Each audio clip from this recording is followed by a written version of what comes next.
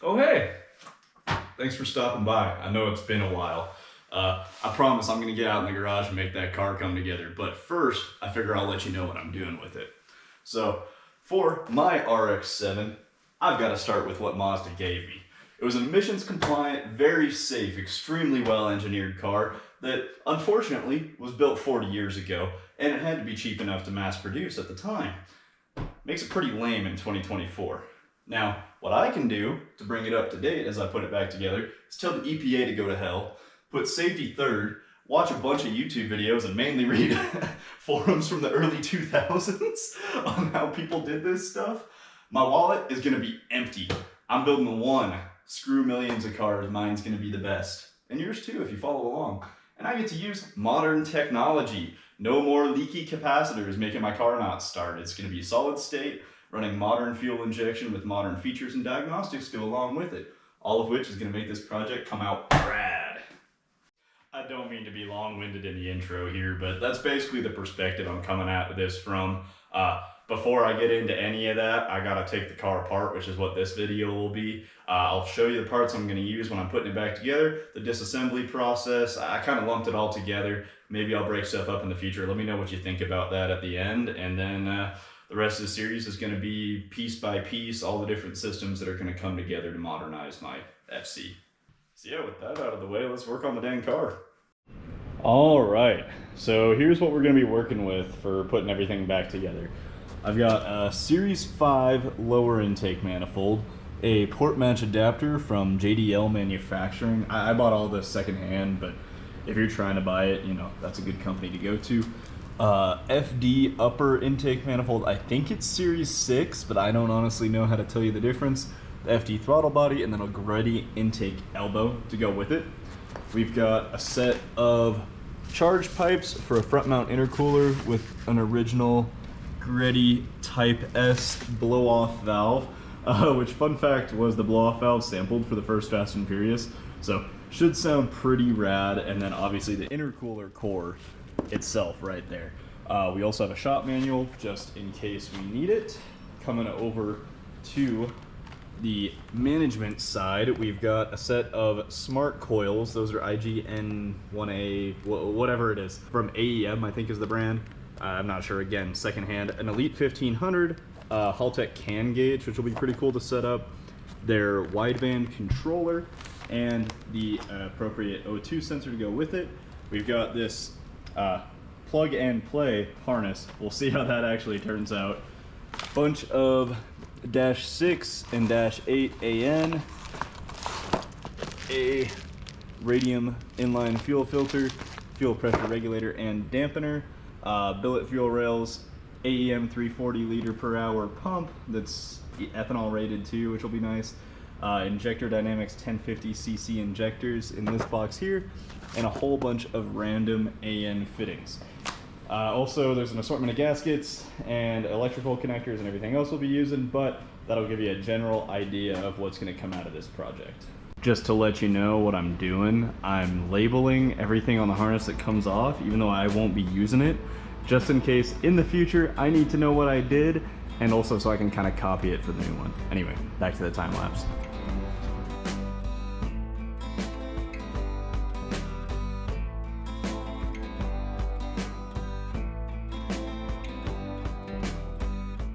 Quick reminder, like you probably just saw, really good idea to disconnect your battery while you're doing this, or else you get some pretty fireworks in your engine bay.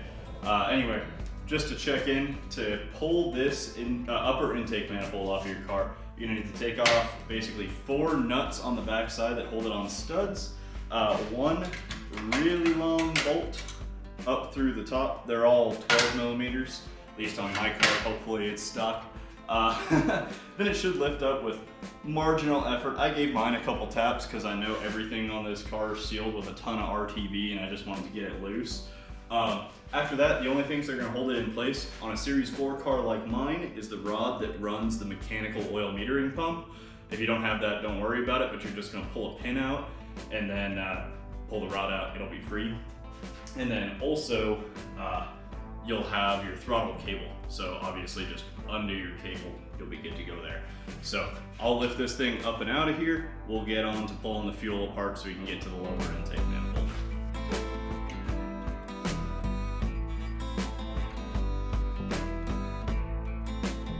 Just stopping in to tell you about these horrible injector clips. So from the factory, it's using an old style, like little brick-shaped injector clip. It's gonna look like a rectangle, right, with a metal ring around it, a snap ring. There's probably a technical way you're supposed to take these off, but about the best way I've found is to get a small flat blade screwdriver, go alongside the clip, you've got these little ledges, and pop it, and if you can take one side loose and almost hang it off the corner, it'll give you enough play to try and take the injector out. That being said, you do have to be very careful to not shoot that little metal snap clip to God knows where in your engine bay, or even worse, down your intake into your motor. So hopefully that's helpful. Again, as I'm pulling these connectors off, I'm making sure to label them as what they are, so that way I can put stuff back together on this car or a new car, or if I sold this harness to somebody else, I could do them the favor of letting them know how they need to run it on theirs. Okay, let me check back in with what I've just got done. So sitting here is our old upper intake manifold we already talked about, and our old fuel rails and injectors. So for the fuel rails, they're gonna come off with two 12mm bolts each respectively. Now the primary is gonna have a little plastic spacer underneath it. Very important to catch and keep that. Also to make note that there are two different lengths for the primary rail. So good to know, and then also note what your fuel lines are when you take them off, because that's going to come into play later. Then coming over here, I'm going to show you probably the most painful challenge so far. The oil metering pump injectors, the oil injectors, this is what your primary oil injectors look like, the ones that go in the housings. As you can see, it's a big round deal up top, so no way you can get a socket on it. And then a nut underneath it. Now, any normal wrench, unless you're running like some cheapy thin ones, won't fit here. So I tried to come up with the right way to do it, but I ended up just doing it the wrong way because I'm deleting these anyway. I threw a set of vice grips on it. It took them out. It sucks. It's gonna scratch them up. Actually, it didn't even get them that bad, but anyway, it is gonna scratch them up. It does suck. That's how I had to do it. That being said, the secondary oil injectors, the ones on your intake manifold itself, are just 19mm hex. Super easy. They're gonna have copper washers above and below the line, so when you pull it out, make sure to catch that. And then I just took my lines off to the side. I'm gonna throw a block off plate on later for the oil metering pump. If your oil metering pump works, you can keep it.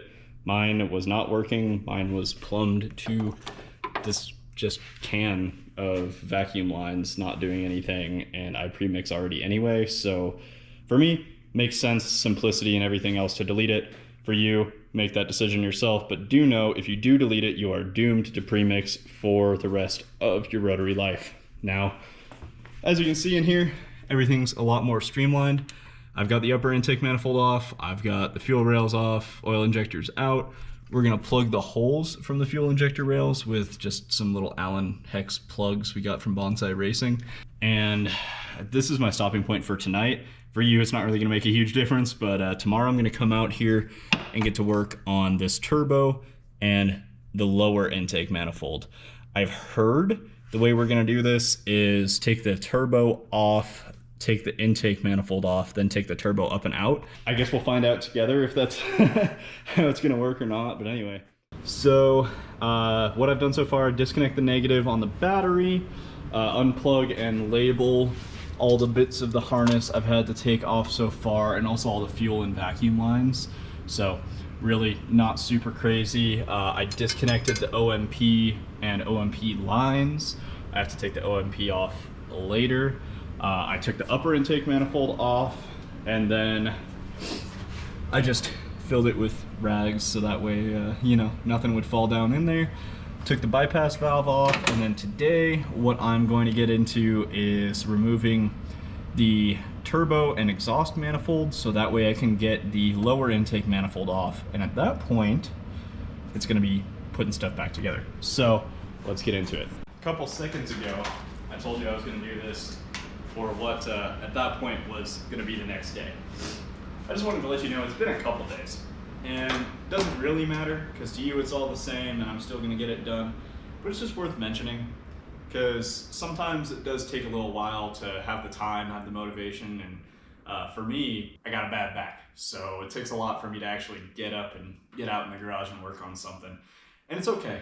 It's okay to take your time. Don't make your daily driver a project car, and don't make a project car a daily driver, and then you don't have to stress about it. You can work on stuff and have it be fun. Growing up, I loved working on stuff with friends, and friends aren't always around. I've come to really like working on stuff by myself out in the garage, but you know, just don't put that pressure on yourself. Do it when it's fun, and if it's not fun, stop doing it. What I've learned is when you're tired and sore and pissed off, you make mistakes. And then you're gonna have to redo it all anyway. So it's better to just walk away and come back with a clear head. So that's what I'm doing today. And I'm gonna cut to a time lapse now, but basically I'm just gonna do what I can. And for you, it all adds up the same, but we'll see how far I get.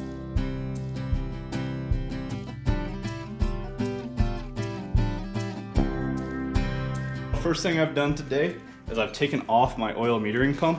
Now, again, not necessarily something you need to do on your car, but in my case, I'm gonna do it for simplicity. It's gonna come off in the car looking like that, right? That's how it's sitting on your engine. You got a 10 mil bolt on the top, 10 mil bolt on the bottom. The top I grabbed with a wrench. It was pretty easy to get to. The bottom I got with a 1/4 inch ratchet. Straightforward, but it'll pull off. Very simple little device, and then I'm just gonna replace it with a block off plate from Bonsai Racing. That way it seals it up and I don't have to worry about it anymore. All right, class, so this is what our block off plate looks like. Now I just went ahead and held it up to the motor to make sure I knew which side was which. So I wrote in on the side that's gonna face the motor. So I'm gonna clean this off real good, and then I'm just gonna use some RTV. This is just the gray 90-minute stuff. Run it around the perimeter, and then that should be good to seal up. Now, I would say make sure not to run the car for, you know, the cure time. I'd generally give it overnight, but in this case, car won't be running anytime soon, so I won't worry about it too much. Anyway, make sure this surface is really clean, motor's really clean, 2 10mm bolts, super smooth.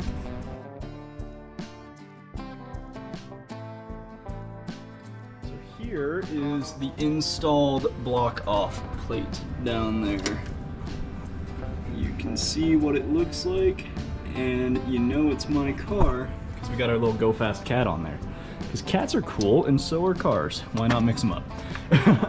Anyway, that one's pretty straightforward, but I figured I'd just show you. Now, it is important to note that on most of these RTV style silicone sealers, they have a set time and then a final dry time. Now, you don't want to torque until your set time.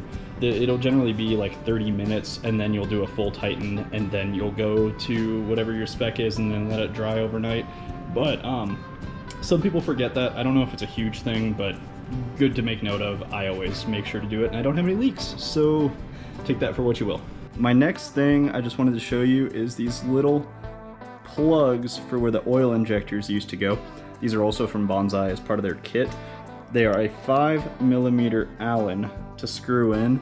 Just thread those into the holes where your injectors used to be and you'll be fine. What I've been doing is starting taking the turbo out.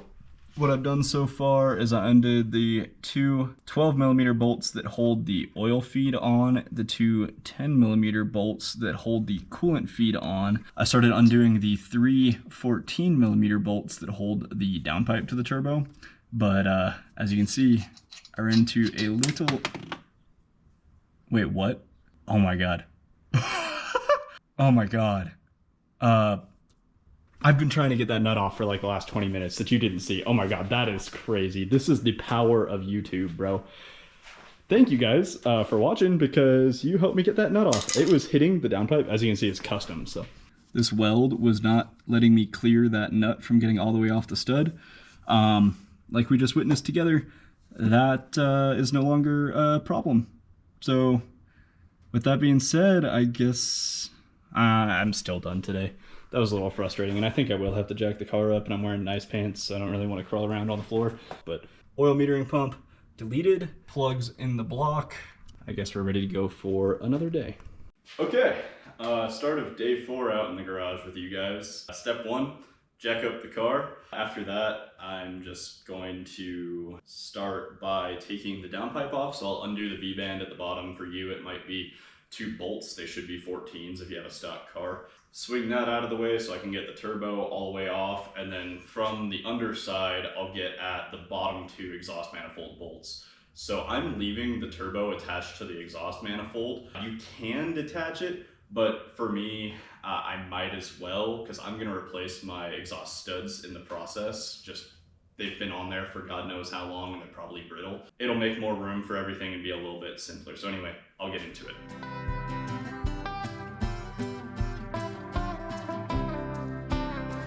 I'm interrupting my process here just to show you something. Hopefully you can see this well, but why I'm talking to you is to explain something about why stock suspension isn't always worth replacing with coilovers. See how I only traveled about 2 inches or so from sitting on the ground to full droop? That's not great, because anytime I hit a bump, anytime I go over an uneven surface, it's gonna 3-wheel. I'm gonna pick my tire up off the pavement and then lose traction and also bounce the car. Stock suspension always has a pretty good amount of travel. I guarantee it's more than this. Now, a quality coilover will not sacrifice travel, at least not to an extreme. But in my case, right now the car has very, very cheap stuff from the previous owner on, and this is why it might be worth replacing, not even to mention the quality of ride and all the other things that go into a quality spring and damper. But anyway, just wanted to point that out to you. So basically what happened here was when I got under the car, I thought I was recording a video, but I actually had the camera on time-lapse. So I'm taking the V-band off of my downpipe. It's just a 1/2-inch nut, and then you undo it, pop it off. Then undoing the 2 14mm nuts on the bottom side of the manifold. A wrench is a lot easier to get in there than a socket. Hopefully this helps. I'll see you on top of the car. Never let your parts dangle from the wiring. That's real bad. I would always avoid that, but sometimes it's necessary because you forget and don't feel like hopping under the car back and forth. Anyway, I'm gonna pull that off. 14 mils there, 14 mils on the manifold. I think I've got the lines disconnected, other than I'm gonna have 2 12mm bolts on the oil return down there, and then the turbo and manifold should come up and out.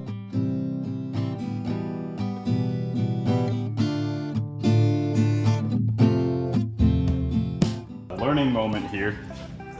I thought it would just be a little bit of coolant that comes out when I pop the coolant line off the turbo here, but I'll dip you under. Sorry, I'm on a fucking tripod right now.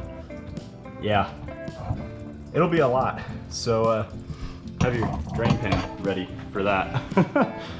I'll let her drip, and then I think we're ready to pull the turbo off all the way. You will lose a lot of coolant from here and from here. I don't know why I thought you wouldn't, because this is the water pump housing and this is a very low point. But anyway, everything I showed you is what gets the turbo off. You're gonna make a mess unless you drain your stuff ahead of time. I just made a mess, so oh well. I'm gonna leave this in the engine bay till I get the intake manifold off as a recommendation from the RX-7 club. Looks like this is just gonna come off with a few 12s around it, and we've already got all the lines and wires and everything connected to the car off, except for this last little line here, which I think honestly I'm just gonna pop this hose clamp off and then hope for the best. I'll let you know how it goes.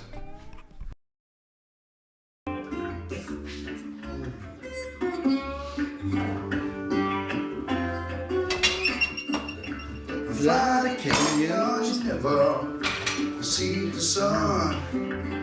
No such thing as an easy run. I'm a treetop flyer. Thanks, Mom, for these pliers. They should work really good. This is our lower intake manifold. Now you can see how it came off. You've got 1, 2, 3, 4, 5, 6, 7 fasteners holding it to the block after you've taken all the accessories off. When you pop it off, you're gonna see a lot of coolant come out as it separates from the block because it does have this passage here that provides coolant to your turbo. Pretty straightforward, but just to give you a visual, in case you're having a hard time finding your bolt holes, that's where they're gonna be. They're all 12s, so they shouldn't be super tight, and that's a reminder to not over tighten it when you put it back in, because you will snap bolts and it will be no fun. Part of what I'm doing here is I'm going to run stainless braided line to give me a little bit of flex as we're replacing everything, just because that can't hurt. It's from CX Racing, so what I'm gonna do is use a 17mm socket and my 1/2-inch ratchet, wherever I put that. We're going to bust loose. Can you see? No, you can't see. This right here, where your hard line for your oil feed comes from. We're gonna bust that off, take the banjo bolt out, and then reuse that bolt with our new kit. It basically gets sandwiched by this fitting, which is our adapter to run our stainless line off of. And they give you new crush washers to go around it.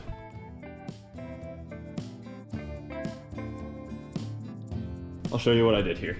17mm banjo bolt there, sandwiched with the crush washers. Then I tightened the 90 here just because it seemed like it would work the best. Also a 17mm. Ran it along the same route where the factory line went, across here, and then down to our hypothetical turbo. It should make a nice sweeping bend there. Hopefully it'll work well for us. Having the intake manifold off gave me room to pull up the turbo, which also shows you like how much the actual engine takes up of this engine bay. It's insane, and that makes well over 200 horsepower. That's pretty cool. Taking a walk over to our horrific pile of RX-7 parts, I'll show you. Actually, I should have prepared this. This bad boy. We're gonna do a compare and contrast of our different turbos, and I will try to explain why I'm changing in very simple terms. See this bad boy? It's a good 3-finger danger. This bad boy is a fister. See? Okay. Now, the hot side of the turbos, very similar, except on the back, you can see that this one has had the wastegate ported. So factory turbos on the RX-7s, when you go to a 3-inch catless system, tend to creep. Basically, your turbo will make more boost than the wastegate can let out. So even if you have everything set to only allow 8 PSI of boost to build, it'll still build upwards of like 12, 14 PSI, simply because you're having so much exhaust gas spinning the turbo that even full open wastegate can't vent it all. This is a factory S5 turbo. You can tell by the shape of the flange with the manifold there, it's 2 even ports, where this is a modified S4 turbo.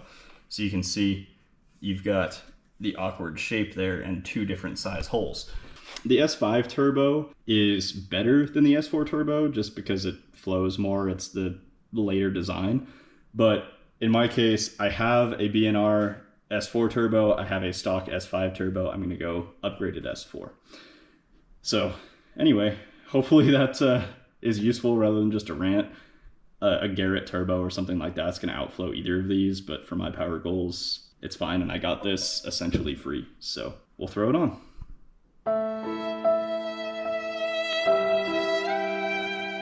With the whole harness for our Microtech ECU pulled off of the motor and looped over the side here, now it is time to get inside the car and actually pull the harness off the ECU, take the ECU out the car, and make room for the Haltech.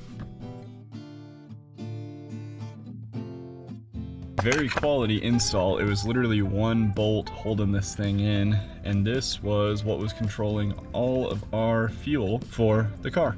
So I'm just gonna unplug this 1 connector, probably pull the harness out through the firewall rather than back this way, because I think this is gonna be easier to get through than all the bunch of stuff from the engine, and we'll be good to go. Hey, get you a cup of coffee. Hopefully you like it black.